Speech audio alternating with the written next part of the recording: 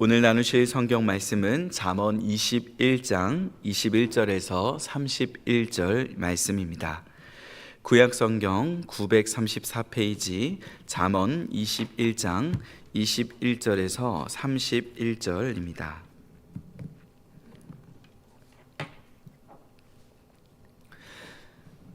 차례로 교독해서 읽고 마지막 절은 함께 읽겠습니다. 공의와 인자를 따라 구하는 자는 생명과 공의와 영광을 얻느니라. 지혜로운 자는 용사의 성에 올라가서 그 성이 의지하는 방벽을 허느니라. 입과 혀를 지키는 자는 자기의 영혼을 환난에서 보존하느니라. 무례하고 교만한 자를 이름하여 망령된 자라 하나니 이는 넘치는 교만으로 행함이니라. 게으른 자의 욕망이 자기를 죽이나니 이는 자기의 손으로 일하기를 싫어함이니라. 어떤 자는 종일토록 탐하기만 하나 의인은 아끼지 아니하고 베푸느니라. 악인의 재물은 본래 가증하거든 하물며 악한 뜻으로 드리는 것이랴. 거짓 증인은 패망하려니와 확실히 들은 사람의 말은 힘이 있느니라. 악인은 자기의 얼굴을 굳게 하나 정직한 자는 자기의 행위를 삼가하느니라. 지혜로도 못하고 명철로도 못하고 모략으로도 여호와를 당하지 못하느니라. 싸울 날을 위하여 마병을 예비하거니와 이김은 여호와께 있느니라. 아멘. 우리는 잠언을 통하여 지혜로운 삶이 무엇인지에 대해 계속해서 살펴보고 있습니다. 오늘 잠언 21장 21절에서 31절은 지혜로운 자와 어리석은 자의 특징을 대비하여 설명해 주고 있습니다. 21절을 보시겠습니다. 공의와 인자를 따라 구하는 자는 생명과 공의와 영광을 얻느니라. 공의와 인자를 따라 살아 구하는 자는 세상살이가 어려워집니다. 왜냐하면 이 땅은 공의가 굽어지고 이기적 사랑에 노예된 사람들이 많기 때문입니다. 의로운 삶을 살아가려고 하면 주위에서는 너만 잘났냐고 손가락질하기 일쑤이며 자비롭고 친절한 삶을 살아가려 하면 세상에서 호구라는 소리를 듣기 쉽습니다.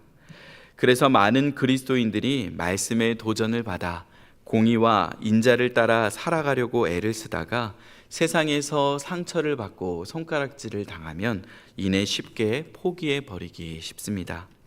그러나 오늘 본문에 공의와 인자를 따라 구하는 자는 무엇을 얻는다고 말씀하고 있습니까? 생명과 공의와 영광을 얻을 것이라고 말씀합니다.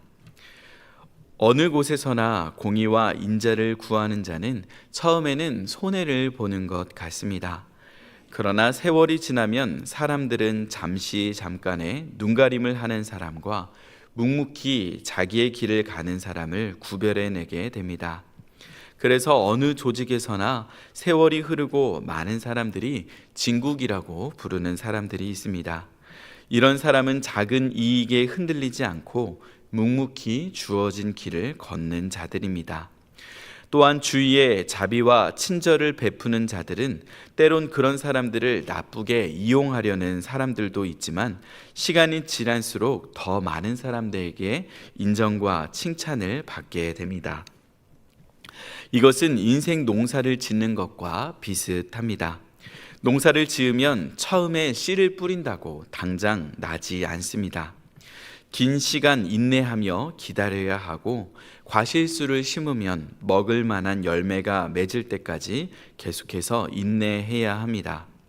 마찬가지로 우리 인생에 공의와 인자를 심었다면 그것이 바로 열매 맺을 것이라 생각해서는 안 됩니다. 도리어 많은 공격과 손해가 올 수 있지만 우리 아버지 되신 하나님께서 공의로우신 분이시고 인자로우신 분이시기에 하나님을 닮아가며 변화된 성품으로 살아간다면 그것은 하나님의 때에 아름답게 열매로 맺히게 될 것입니다. 22절을 보시겠습니다. 지혜로운 자는 용사의 성에 올라가서 그 성이 의지하는 방벽을 허느니라.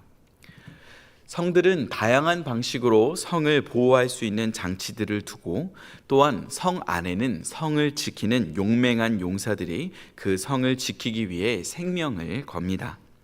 그런데 지혜는 더욱 강력하여 성을 함락하는 데 유용합니다. 손자병법에 부전이굴 인지병 선지선자야라는 말이 있습니다. 이는 싸우지 않고 상대를 굴복시키는 것이 최고다라는 의미입니다. 전쟁은 어떤 목적을 달성하기 위해 서로의 힘을 겨누고 상대를 제압하는 것인데 이는 양쪽에 피치 못할 많은 피해를 가져오게 됩니다. 그러나 지혜를 통해 힘과 힘으로 겨루지 않고 상대의 허점을 파악해서 공격하게 되면 피해를 줄이고 손쉽게 승리를 거둘 수 있게 됩니다. 이것은 용사의 힘보다 지혜자의 계략이 더 유용하고 뛰어남을 나타내는 말씀입니다. 또한 적은 숫자에도 전쟁을 승리로 이끄는 지혜자처럼 우리의 인생에 타인보다 가진 것이 부족하다 할지라도 지혜를 활용하면 더 많은 것들을 얻을 수 있음을 우리에게 알려주는 말씀입니다. 23절을 보시겠습니다. 입과 혀를 지키는 자는 자기의 영혼을 환난에서 보전하느니라. 성경은 말의 중요성을 강조합니다.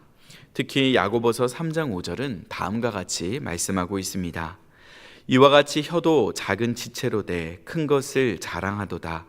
보라, 어떻게 작은 불이 어떻게 많은 나무를 태우는가.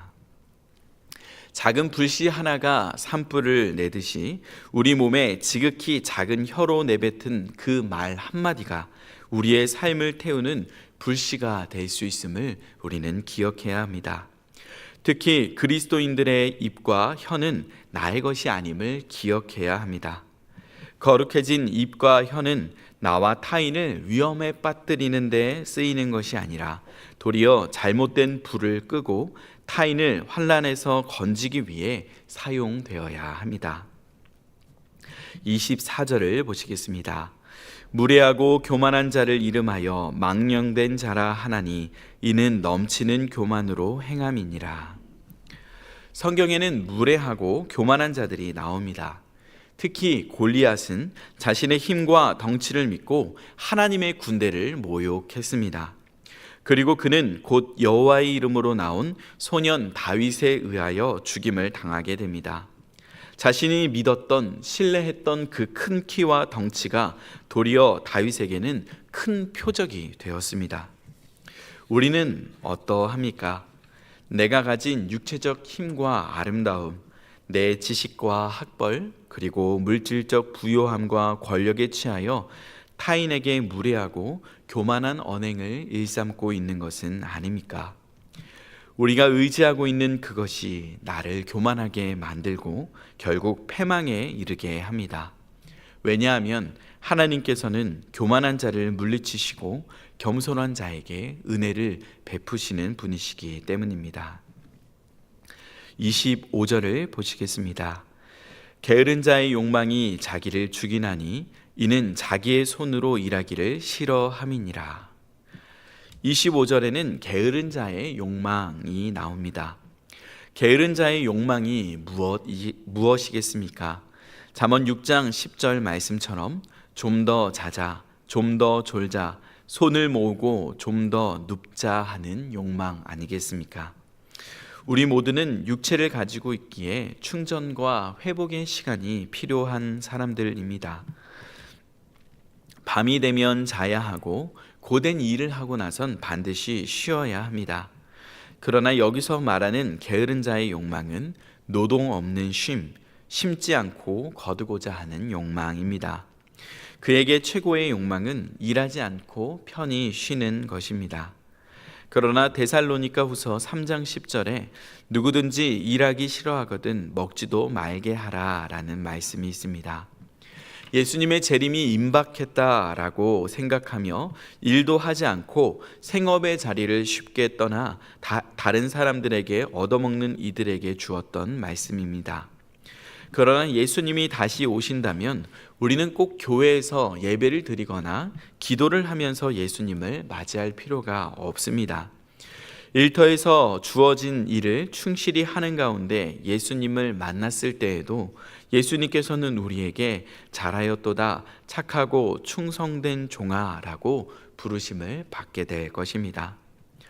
특별히 노동의 가치가 희석되고 있는 이 시대에 우리는 참된 노동의 가치를 기억하며 주어진 삶의 자리에서 자신과 공동체 그리고 약자를 위한 노동과 섬김을 이어갈 수 있기를 축원드립니다. 26절을 보시겠습니다. 어떤 자는 종일토록 탐하기만 하나 의인은 아끼지 아니하고 베푸느니라. 게으른 자의 욕망이 육체의 편안함이었다면 어떤 이들은 많은 소유를 욕망하는 자들도 있습니다. 이들은 남들이 보기에는 때로 부지런해 보이고 정보도 많고 성공한 사람들의 모습을 취하기도 합니다. 그러나 어떤 이들은 단순히 노동의 대가로서의 경제적 부를 추구하는 것을 넘어 부적절하고 부당한 방식으로 이윤을 남기려는 시도를 하기까지 합니다. 왜냐하면 부에 대한 욕망이 방파제를 넘는 쓰나미처럼 타인의 안전과 사회적 공익의 테두리를 넘어서려고 할 때가 있기 때문입니다. 그래서 먹거리에 사용하면 안 되는 재료들을 사용하기도 하고 세금을 내지 않고 여러 가지 돈 세탁과 탈세를 위한 방편들을 만들어 놓기도 합니다. 그러나 의인은 자신에게 주어진 물질이 하나님의 것임을 기억하고 하나님께서 사용하시고자 하시는 일에 기꺼이 그 물질을 사용하며 이 땅에 결핍된 곳들을 향해 불을 흘려보내는 통로로 쓰임받게 됩니다. 우리는 부의 축적을 위하여 하나님과 이웃을 이용하고 있는지 아니면 하나님과 이웃을 섬기기 위해 하나님께서 주신 물질을 선용하고 있는지 돌아보아야 합니다. 27절입니다. 악인의 재물은 본래 가증하거든 하물며 악한 뜻으로 드리는 것이랴. 하나님께 드리는 재물은 거룩한 것입니다. 그러나 그 물질을 드릴 때 회개함과 돌이킴의 의미가 없이 습관적으로 드리는 악인의 재물은 하나님 앞에 가증한 것이 되며 또한 그것을 드리는 목적 자체가 하나님께 감사와 헌신의 의미를 담지 않은 개인의 욕망을 이루기 위한 기복적인 목적만으로 드린다면 그것은 더욱 가증한 예물이 됩니다. 그러므로 우리는 종교적 습관을 따라 하나님께 드리는 것에 매몰되지 않고 그것을 드리는 우리의 몸과 마음을, 삶을 돌아보아 우리의 삶 자체가 하나님께 거룩한 제물이 될 수 있도록 힘써야 합니다. 28절 말씀입니다. 거짓 증인은 패망하려니와 확실히 들은 사람의 말은 힘이 있느니라. 거짓 증인은 진실을 말하는 것이 아니라 자신과 특정인의 이익을 위해 거짓 증언을 하는 사람을 의미합니다. 이들의 증언은 처음에는 그럴듯해 보이지만 여러 증언들의 퍼즐들을 맞추어 볼 때 여러 오류와 모순들이 나타나게 됩니다. 그러나 확실히 들은 사람, 곧 옳고 든 증인들의 말에는 진실이라는 힘이 있어 시간이 걸릴지라도 힘을 얻게 됩니다. 이것은 예수님의 부활 후 증인들의 삶에도 해당됩니다. 대제사장들과 장로들은 군사들에게 예수님의 제자들이 밤에 와서 시신을 훔쳐갔다고 거짓말을 말하게 하였습니다. 그러나 결국 부활에 증인된 예수님의 제자들은 생명을 걸고 예수님의 부활을 증언하였고 그 증언은 힘이 있어 초대교회의 부활의 신앙을 증거하는 신앙의 고백이 되었습니다. 우리들은 그 사도들의 증언에 뿌리를 내린 신앙 고백, 곧 사도신경을 믿고 있습니다. 이는 그 고백이 거짓이 아닌 자신의 인생과 생명을 건 힘 있는 증언임을 받아들이고 신뢰하기 때문입니다. 29절을 보시겠습니다. 악인은 자기의 얼굴을 굳게 하나 정직한 자는 자기의 행위를 삼가느니라. 여기서 악인이 자신의 얼굴을 굳게 한다라는 의미는 뻔뻔히 하다라는 의미를 가지고 있습니다. 곧 사람이 악행을 저지르면 반성의 기미나 후회가 있어야 하는데 주야로 악행을 저지르면서도 양심의 가책이 없는 뻔뻔한 모습을 표현하는 내용입니다. 이런 사람들은 주로 자기 합리화를 잘합니다. 자신이 그런 악행을 저질러도 되는 사람이라고, 또는 그럴 수밖에 없는 상황이라 괜찮다고 자신을 속입니다. 그러나 정직한 자는 자신의 행위가 자신의 마음과 삶에, 그리고 타인의 삶에 어떤 결과를 가져오게 될지 신중하게 생각하며 행위를 삼가는 모습을 보입니다. 의인은 자기 합리와 자기 기만이 아닌 하나님 앞에 말씀으로 돌아보는 자기 반성과 자기 성찰의 시간을 갖습니다. 누구나 잘못과 실수를 할 수 있지만 그것을 합리화하고 넘어가는 사람과 그 실수를 반성하고 성찰하는 사람은 삶의 궤적이 달라지게 됩니다. 30절입니다. 지혜로도 못하고 명철로도 못하고 모략으로도 여호와를 당하지 못하느니라.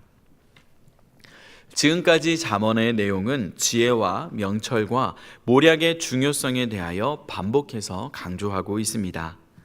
그런데 그 모든 지혜와 명철과 모략도 여호와를 당할 수 없다라고 선포하고 있습니다. 이는 우리에게 비친 햇빛이 아무리 따뜻하다 할지라도 태양 그 자체의 빛과 열에 비교할 수 없는 것과 같습니다. 우리의 지혜를 모으고 명철을 짜내고 모략을 세워도 그 모든 지혜의 근원이신 하나님께 우리가 내세울 수 있는 것이 없다는 것입니다. 창세기에 당대에 많은 사람들이 모여 벽돌과 역청을 이용해 높은 바벨탑을 쌓아 하늘에 닿게 하여 자신의 이름을 높이려고 했지만 하나님께서 그들의 언어를 혼잡케 하심으로 그 일을 수포로 만드셨습니다. 마찬가지로 인류의 모든 지혜와 지식과 기술을 다 합쳐도 창조자이시며 지혜의 근원이신 전능하신 하나님 앞에 자랑하거나 내세울 수 있는 것이 없습니다. 31절입니다. 싸울 날을 위하여 마병을 예비하거니와 이김은 여호와께 있느니라. 과거로부터 지금까지 모든 나라들은 만약에 일어날 전쟁을 대비하여 군사력을 키우고 준비합니다. 군사력은 경제력과 더불어 나라의 대표적인 힘 중에 하나라고 볼 수 있습니다. 그러나 아무리 군사 대국이라도 모든 전쟁에서 승리하는 것은 아닙니다. 전쟁에는 수없이 많은 변수와 이변이 발생하기 마련이며 전략에 따라 승패가 뒤집히기도 하기 때문입니다. 특히 이스라엘의 전쟁은 군사력에 달려있지 않았습니다.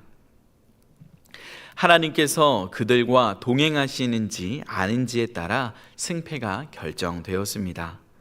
여호수아와 여리고 전투, 기드온의 300용사, 그리고 다윗과 골리앗의 전투 등 객관적인 전투력이 열세에도 불구하고 하나님이 그들과 함께 하심으로 승리한 전투가 이스라엘 역사 가운데는 가득히 기록되어 있습니다. 지금 한국교회와 그리스도인들은 세상의 문화와 물질과 가치관 앞에 객관적으로 열세에 놓여 있는 것처럼 보일 때가 많습니다. 세상의 문화 예술은 화려하고 물질은 풍요로우며 성경적 가르침을 세상에서 시대에 뒤떨어진 구시대의 유물로 취급하는 시대를 살아가고 있습니다. 이런 상황 가운데 우리는 어떻게 해야 합니까? 다윗은 사울 왕이 준 갑옷을 버리고 자신에게 맞는 물맷돌을 가지고 전투에 나아갔습니다. 그러나 그가 의지한 것은 물맷돌이 아니었습니다.